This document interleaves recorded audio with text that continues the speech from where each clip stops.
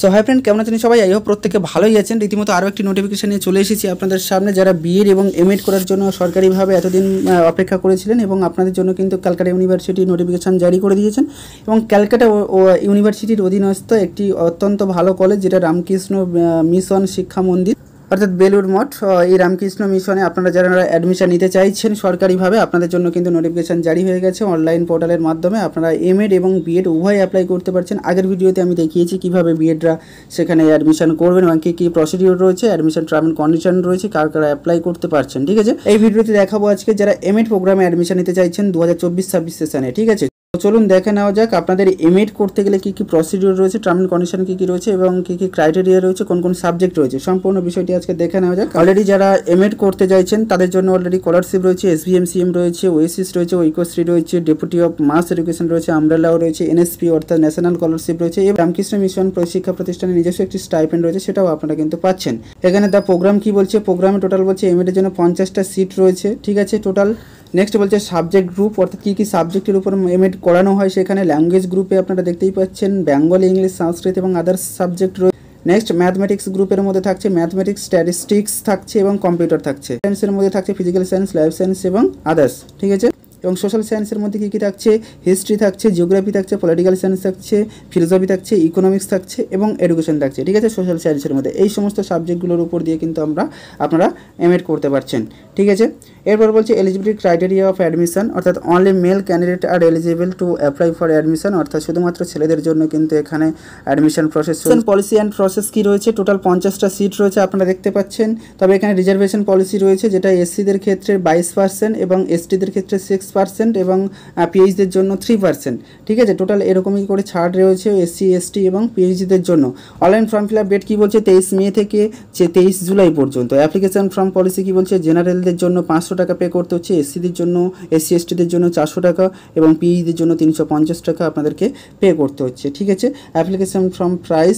Next admission policy and process কী থাকছে, যেখানে মেরিট লিস্ট এবং একাডেমিক স্কোর কীভাবে নির্ণয় করা হবে, যেখানে বলছে মাধ্যমিক পরীক্ষার উপর 5 মার্কস, হায়ার সেকেন্ডারি এইচএসের উপর 5 মার্কস এবং গ্র্যাজুয়েশনের উপরে 20 মার্কস, পোস্ট গ্র্যাজুয়েশনের জন্য 20 মার্কস এবং বিএড, বিএডদের জন্য এবং বিএসসি বিএডদের জন্য অলরেডি 10 মার্কস থাকছে এবং এমফিলের জন্য থাকছে 5 মার্কস, পিএইচডির জন্য 10 মার্কস, নেট সেট কোয়ালিফাই থাকলে তার জন্য থাকছে 5 মার্কস এবং রিটেন টেস্ট হচ্ছে 10 মার্কস এবং ইন্টারভিউ এবং কাউন্সিলিংয়ের জন্য 10 মার্কস থাকছে, টোটাল থাকছে 100 মার্কস। ঠিক আছে, এই 100 মার্কসের উপর টোটাল ইভালুয়েট হয়ে তারপর আপনাদের কিন্তু মেরিট লিস্ট প্রোভাইড করা হবে, তারপর নিয়োগ প্রক্রিয়া হবে। ঠিক আছে, এরপর বলছে ফি স্ট্রাকচার, যেটা অত্যন্ত একটু গুরুত্বপূর্ণ সবার কাছে। প্রথমত ফার্স্ট ইয়ারে আপনাদেরকে এখানে দিতে হচ্ছে 16,900 টাকা এবং সেকেন্ড ইয়ারে দিতে হচ্ছে 17,400 টাকা। ঠিক আছে, এরপর টোটাল এমএড করতে গেলে কত টাকা খরচা পড়ছে দেখে নেওয়া যাক। কলেজ চার্জ এবং হোস্টেল চার্জ, যেখানে আপনারা দেখতেই পাচ্ছেন প্রথম ফার্স্ট ইয়ারে আপনারা দেখতেই পাচ্ছেন কলেজ চার্জ পড়ছে 16,900 টাকা এবং সেকেন্ড ইয়ারে কলেজ চার্জ পড়ছে 17,400 টাকা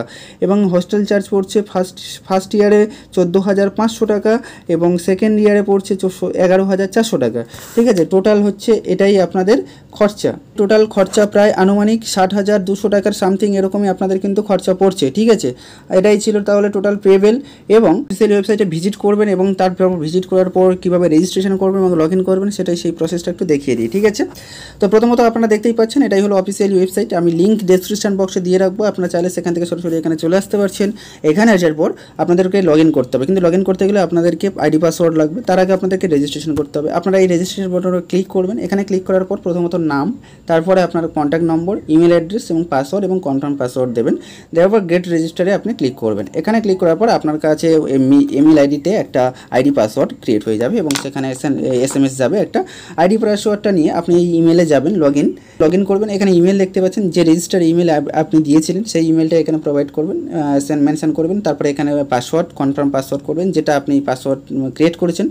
দেওয়ার পর এখানে লগ ইন করবেন। লগ ইন করার পর আপনাদের কিন্তু ফর্মটা খুলে যাবে। ঠিক আছে, এরপর যদি আপনার আইডি পাসওয়ার্ড মনে করুন ভুলে গেছেন, ফরগেট হয়ে গেছে, তাহলে আপনি এখানে ফরগেট করবেন। ঠিক আছে, এই ফরগেট পাসওয়ার্ডে করবেন। ফরগেট করার পর টাইপ রেজিস্টার ইমেল আইডি, এখানে আপনি আপনার ইমেল আইডিটা দিয়ে দেবেন এবং গেট পাসওয়ার্ড করবেন। আপনার ইমেলে আবার নতুন করে কোনো পাসওয়ার্ড চলে যাবে। ঠিক আছে, এরপর আপনারা কিন্তু অফিসিয়াল ওয়েবসাইটের মধ্যে ভিজিট করতে পারবেন এবং আপনার ফর্মটি ফিল আপ করতে পারছেন। ঠিক আছে, তারপর আপনি সম্পূর্ণভাবে step by step fill up করার পর আপনাদের যে টার্ম অ্যান্ড কন্ডিশনগুলো আছে সেগুলো কমপ্লিট করার পর অ্যাডমিশনটা নিতে পারছেন। ক্লিয়ার, আজকের ইনফরমেশনটি এই পর্যন্ত। যদি ভিডিওটি অবশ্যই ভালো লেগে থাকে অবশ্যই করে লাইক, শেয়ার, কমেন্ট করে দিও। আর এইরকমই নিত্য প্রয়োজনীয় সবার আগে ইনফরমেশন এবং জব রিলেটেড রিলেটেড আপডেটগুলি পেতে সবার আগে সাবস্ক্রাইব করুন চ্যানেলটিকে, অবশ্যই পাশে থাকবেন। শেষ পর্যন্ত দেখার জন্য অসংখ্য ধন্যবাদ। দেখা হচ্ছে নেক্সট ভিডিওতে। বাই।